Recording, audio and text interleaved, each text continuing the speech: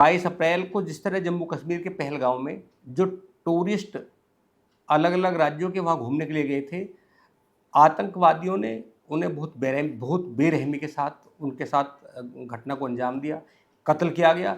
लेकिन इस कत्ल के 24 घंटे बाद इसका खामियाजा अब पाकिस्तान को भुगतना पड़ेगा, क्योंकि प्रधानमंत्री कल सऊदी अरब थे। जैसी ही घटना को अंजाम दिया गया उसके बाद वो फिर वापस आए। हालांकि घटना की जानकारी मिलने के बाद देश के गृह मंत्री अमित शाह श्रीनगर पहुंचे और वहां तमाम सुरक्षा एजेंसियों के साथ मीटिंग की। मीटिंग के बाद में बहुत सारे कड़े फैसले लिए गए। आज शाम मतलब 23 अप्रैल को शाम को प्रधानमंत्री आवास पर एक मीटिंग हुई। मीटिंग में जो निर्णय लिए गए, जो अपडेट अब आया है, मैं आपको एक बार शेयर करना चाहता हूँ कि प्रधानमंत्री नरेंद्र मोदी की अध्यक्षता में सुरक्षा मामलों की कैबिनेट मीटिंग CCS की मीटिंग की गई। मीटिंग में 5 बड़े फैसले लिए गए। एक बार बता दूं कि मीटिंग में कौन कौन मौजूद थे। वहाँ प्रधानमंत्री नरेंद्र मोदी के अलावा देश के गृह मंत्री अमित शाह, विदेश मंत्री S जयशंकर, NS अजीत डोभाल समेत 5 लोग मीटिंग में मौजूद रहे और मीटिंग में 5 बड़े फैसले लेकर पाकिस्तान को चौंकाने का काम किया है। मैं बता दूं, पहला फैसला, जो भारत और पाकिस्तान के बीच सिंधु जल समझौता लगातार चल रहा है, उसे फिलहाल रोक दिया गया है। दूसरा, अटारी बॉर्डर को तत्काल प्रभाव से बंद करने के आदेश कर दिए गए हैं। पाकिस्तानी नागरिक सार्क वीज़ा में जो भारत में इस समय रह रहे हैं, उन्हें 48 घंटे में देश छोड़ने का आदेश जारी किया गया है। भारत में जो पाकिस्तानी दूतावास है उन्हें बंद करने का आदेश दिया गया है। 1 हफ्ते में पाकिस्तानी राजनीतिक भारत छोड़ देंगे, ऐसा कहा गया है। 5वां, सारे पाकिस्तानियों को वीज़ा रद्द कर दिया गया है। इन तमाम फैसलों को लेकर कहीं ना कहीं पाकिस्तान की नींद उड़ गई है। ये बात गृहमंत्री ने पहले क्लियर कर दी थी कि जिस आतंकी संगठन ने इस घटना को अंजाम दिया है, भारतीय सुरक्षा एजेंसी उन्हें वो चाहे दुनिया के जिस कोने में रहे, भारतीय एजेंसी उन्हें नहीं छोड़ेगी। बहुत ही दर्दनाक घटना हुई है। आतंकी हमला हुआ कल पहलगाम में और 26 टूरिस्ट जो है उसमें मारे गए और आतंकवादियों ने निहत्ते टूरिज्म पर आए निहत्ते लोगों के ऊपर हमला किया, गोलियां दाग दी। इनमें से कई लोग ऐसे थे जैसे एक फोर्स के एक अधिकारी हरियाणा के रहने वाले, उनकी अभी शादी हुई थी, हनीमून पे गए थे कई लोग, वो उसमें शहीद हो गए इस हमले में। कई और लोग जो वहाँ परिवार के साथ घूमने गए थे। बहुत दर्दनाक तस्वीरें हैं, आप सब ये देख ही रहे हैं कल से।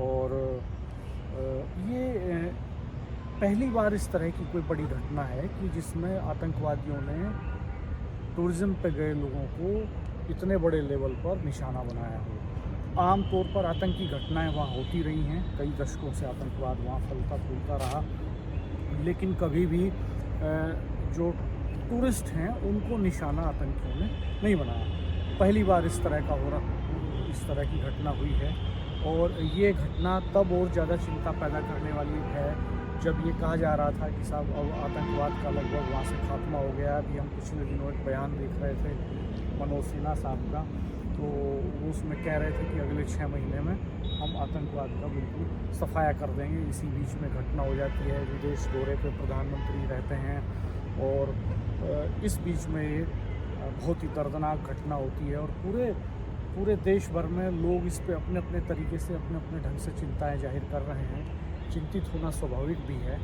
लेकिन कुछ बड़ी बातें ऐसी भी हैं जो और ज़्यादा चिंता पैदा करती हैं। जैसे एक ऐसे मुश्किल वक्त में जब हमें और हमारी सरकार को, हमारी फोर्सेज को इस पर काम करना चाहिए कि ये आतंकी हमला करने वाले जो लोग हैं उनको आइडेंटिफाई करके उनका ऑपरेशन किया जाए कायदे से, भविष्य में इस तरह की घटनाएं ना हों, ये सुनिश्चित किया जाए। कहाँ लैप्सेज हुए हैं, सिक्योरिटी में कहीं चूक हुई है तो उसकी जांच हो ठीक तरीके से, उस पे कार्रवाई हो, वो कील कांटे दुरुस्त किए जाएं और टूरिज़्म बेहतर ढंग से फले फूले, इस पे काम किया जाए। वहाँ पे अमन चैन कायम रहे, इंडस्ट्री ठीक रहें, डेवलपमेंट ठीक हो, लोग अमन चैन से रह सकें। आज विपक्ष के तमाम दलों ने वहाँ पर बंद भी किया, बंद की तस्वीरें भी आप तक पहुँची होंगी। बाज़ार बंद रहे और सामान्य गतिविधियां वहाँ पर बंद रहीं, सिक्योरिटी फोर्सेज अपने काम में लगी हैं। हमारे साथ वरिष्ठ पत्रकार राजेश शर्मा जी भी मौजूद हैं। राजेश भाई साहब, मैं आपसे चाहूँगा कि इस पर बात करें। डॉक्टर साहब, ये तो लगातार ये पूरी घटना को जो अंजाम दिया, लश्कर तैयबा जो संगठन है उसने स्वीकार किया कि उन्होंने घटना को अंजाम दिया। बहुत सारे सवाल कल से खड़े हो रहे हैं और हमें लग रहा है कि जो लोगों के सवाल हैं, जो पनपे हैं, उस पर ज़रूर बात करनी चाहिए।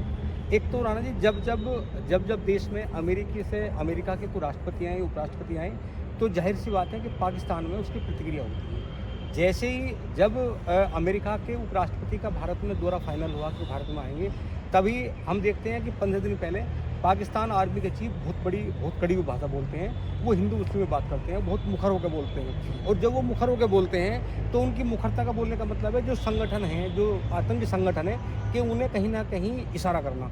और जो वहाँ ISI की बिना किसी की हैसियत नहीं है लश्कर तैयबा की कि कोई देश का, पाकिस्तान का बॉर्डर पार करके इंडिया में आ जाए। तो जिस तरह का उन्होंने बयान दिया आर्मी चीफ ने, उससे लग रहा था कि कहीं ना कहीं उनका इशारा था कि भाई हमारी ओर से छूट है आतंकी संगठनों को। और यहाँ ये चूक जरूर हुई, इस पर मैं ज़रूर बात करूँगा। मतलब हम किसी पर कोई तंज नहीं कसेंगे, किसी पर कोई कटाक्ष नहीं करेंगे, लेकिन ये दो प्रकरण हुए। एक तो हिंदुस्तान में अमेरिका की उपराष्ट्रपति आए, दूसरा भारत के प्रधानमंत्री खाड़ी देश में गए, सऊदी अरब में। हमेशा पाकिस्तान इस बात को लेकर चिंता है, पाकिस्तान चाहता है कि सऊदी अरब से भारत के रिश्ते मजबूत ना हो। और जहाँ तक अमेरिका की बात है, तो अमेरिका का रहम करम पर पाकिस्तान पल रहा है। वो ये भी चाहता है कि अमेरिका का कोई प्रतिनिधि आए तो हिंदुस्तान में ना आके वो पाकिस्तान में आए, और अगर वो हिंदुस्तान में आए तो वहाँ ये बताए कि वहाँ शांति नहीं होती है हिंदुस्तान में। तो जिस तरह और यहाँ चूक क्या हुई जो कश्मीर में रानी चूक ये हुई कि जब ये घटना होने वाली है, जब हमारे देश में अमेरिका के राष्ट्रपति आए, तब पाकिस्तान ने हर बार घटना को अंजाम दिया। जब भी जो भी राष्ट्रपति आए, तो यहाँ चूक ये हुई कि जहाँ पहलगांव के जिस रेस्टोरेंट में ये तमाम टूरिस्ट, ये पर्यटक वहाँ थे, आप देखिए कि वहाँ एकदम राम था। वहाँ जब CRPF के हाथ में अंदर की सिक्योरिटी है, और वहाँ मुख्यमंत्री भी हैं, मुख्यमंत्री उमर अब्दुल्ला हैं, वहाँ के LG मनोज जी हैं, तो इतना तो कम से कम होना चाहिए था कि जब वो एक 8-10 दिन पहले जब पाकिस्तान का आर्मी चीफ बहुत कड़ी बात बोल रहे हैं, तो उससे ये अंदाज़ा लगता है, जो हमारी इंटेलिजेंस है उसे खुद अंदाज़ा लगता है, उनका खुद ही कहना था कि जिस तरह आर्मी चीफ ने भाषण में ये बोला है, तो कुछ न कुछ घटना को अंजाम हो सकता है। ये होने के बाद भी ये होना चाहिए था पाकिस्तान के आर्मी, हाँ, ये तो इंटेलिजेंस का इनपुट था ना। इंटेलिजेंस ने कह दिया था कि जिस भाषा में पाकिस्तान का आर्मी चीफ ने बोला है, और वो हिंदू मुस्लिम में बात की, भारत पाकिस्तान में बात की, तो हो सकता है कि जब हमारे देश में अमेरिका के राष्ट्रपति मौजूद हो, उस समय किसी घटना को अंजाम दे सकते हैं, ऐसे इनपुट था। लेकिन जहाँ वो टूरिस्ट आए हुए थे और गुजरात के थे, मतलब साउथ इंडियन थे, तो वहाँ कोई सुरक्षा नहीं थी। बेहतर अभी तक ये माना गया कि कश्मीर में इतनी बड़ी संख्या में आतंकवादियों ने हमले बहुत किए, बहुत सारी घटनाएं होगी, लेकिन टूरिस्टों को इस तरह निशाना बनाया एक साथ, जिस तरह 28 लोगों को निशाना बनाया गया। और मैं देख रहा हूँ सोशल मीडिया पर बहुत सारी बात चल रही है कि उन्होंने धर्म के नाम पे, हालांकि अब पता नहीं वहाँ कौन लोग थे, वो क्या बता रहे हैं, मैं उस पर कोई सवाल खड़ा करना नहीं चाहता, लेकिन मैं इस पर जरूर सवाल खड़ा करूँगा कि वहाँ डिस्ट्रिक्ट मजिस्ट्रेट हैं, वहाँ SSP हैं, वहाँ के भी अपना जो लोकल इंटेलिजेंस है उसका भी अब उनके पास इनपुट होगा। और जिस तरह वहाँ आतंकी घुस जाते हैं, आतंकी इतनी बड़ी घटना को अंजाम देके चले जाते हैं, वहाँ पुलिस नहीं होती है, जो वहाँ सिक्योरिटी में CRPF है, वहाँ की लोकल पुलिस है, वहाँ का टोटल एडमिनिस्ट्रेशन है, तो इतनी बड़ी चूक कैसे हुई कि ये सब होने के बाद वहाँ सुरक्षा नहीं हुई? ये तो खैर जांच के विषय हैं, इस पर शायद हमारी एजेंसियां काम कर ही रही होंगी। लेकिन एक बात और इस पूरी घटना के बाद ये झलकती है कि पहली बार जिस तरह से आतंकियों ने जो वहाँ टूर पे गए थे लोग, जो टूरिस्ट थे, उनको टारगेट बनाया, इससे ये तो लगता है कि उनके पास लोकल सपोर्ट ख़त्म हो गया आतंकियों के पास में।